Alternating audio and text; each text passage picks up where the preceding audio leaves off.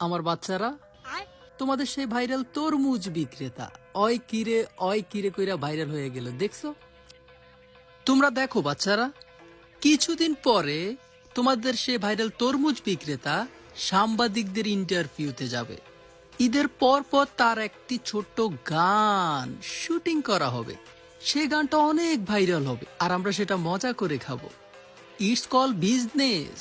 তুমি দেখো বাচ্চারা, তোমাদের সেই ভাইরাল তরমুজ বিক্রেতা আর তরমুজ বিক্রি করবে না, ভিডিও করবে অ্যাজ লাইক হিরো আলমের মতো, ওদের মতো। তোমরা দেখবা, ছোট করে বলছি না, হিরো আলমেরও অনেক টাকা, কিন্তু তোমরা কি বলবো তোমাদের, তোমরা বুঝতেছো না এই প্ল্যাটফর্মে এই বিজনেসটা। উফ বাচ্চারা, আমি যদি তোমাদেরকে একটা বুম মারে দিতে পারতাম। তোমাদের ভাই একটা ছোট্ট ভবিষ্যৎবাণী করে দিয়ে গেল, সময় পেলে মিলিয়ে নিও। তোমাদেরকে আমি এটাই বুঝাচ্ছি, বিজনেস ভিডিও করো।